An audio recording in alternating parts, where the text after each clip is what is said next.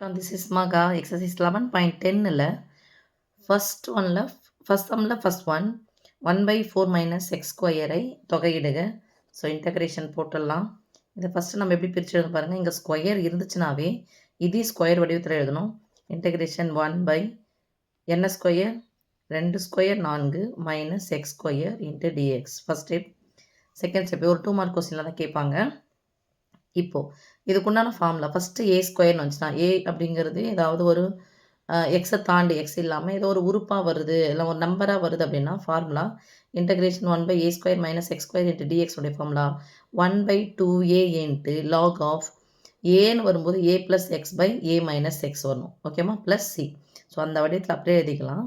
ஒரு 1 word R 2 mark தான். So 1/2 into ஏவுக்கு பதிலாக அங்கே என்ன நம்பருக்கு பாருமா 2. அப்போ 2 2 எவ்வளோ 4 இன்ட்டு லாக் ஆஃப் ஏவுக்கு பதிலாக 2 ப்ளஸ் எக்ஸ் எக்ஸுக்கு பதிலாக ஒரு எக்ஸ் தான் இருக்குது. Okay 2 minus X plus C.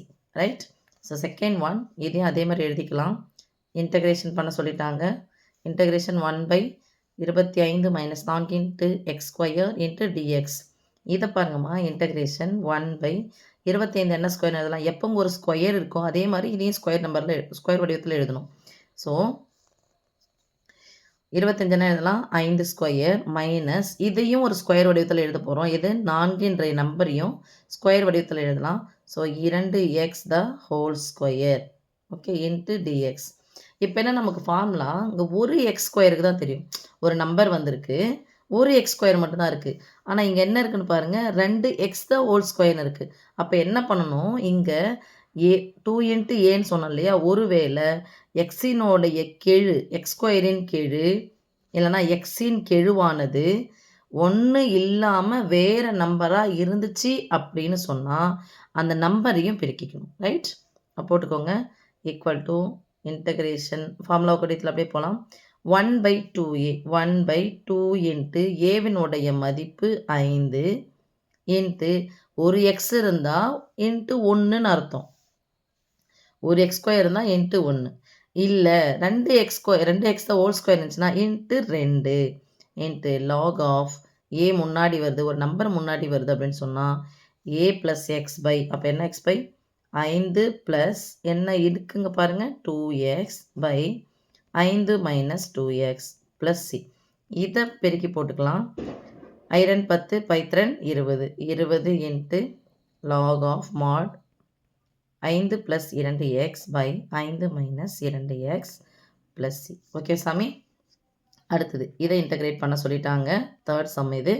So integration 1 இந்த ஸ்கொயர் இருக்குதுனாவே அந்த ஸ்கொயருக்கு முன்னாடி இருக்க நம்பரையும் ஸ்கொயர் வடிவத்தில் எழுத முடியுமான்னு பார்க்கணும். அப்போ எழுதணும்னா வர சாமி 3x த ஹோல் ஸ்கொயர் போடுமா மைனஸ் 2 ஸ்கொயர் இன்ட்டு டிஎக்ஸ். இப்போ எந்த ஃபார்முலா வடிவத்தில் இருக்குன்னு பாருங்கள். ஃபஸ்ட்டு ஏ ஸ்கொயர்னு இருக்குது எக்ஸ் ஸ்கொயர்னு இருக்குது. இந்த ஃபார்முலா வடிவத்தில் இருக்குது. முன்னாடி எக்ஸ் வந்துச்சுன்னா அதே 1/2 இன்ட்டு தான் into log of x minus a by x plus ஏன்னு வரும். ஸோ எக்ஸுக்கு பதிலாங்க ஒரு எக்ஸ் ஸ்கொயர் இருக்கான்னு பாருங்கள். ஒரு எக்ஸ் ஸ்கொயர் இருந்தால் இன்ட்டு இங்கே 1. ஆனால் இங்கே எத்தனை எக்ஸ் ஸ்கொயர் இருக்குன்னு பாருங்கள் 9 எக்ஸ் ஸ்கொயர். அப்போ இதை ஸ்கொயர் வடிவத்தில் எழுதும்போது எக்ஸினுடைய கெழுவாக என்ன இருக்குது 3 இருக்குது.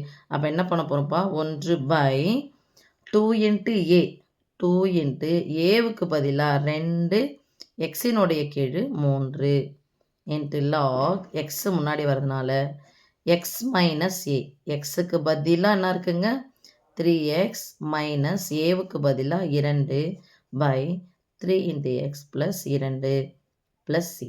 ரைட்மா. அப்படி பெருக்கி போட்டுக்கலாம். 1/2 4 4 3 12 into log of mod 3x minus 2 by 3x plus 2 plus C. ரைட்மா. ஓகே.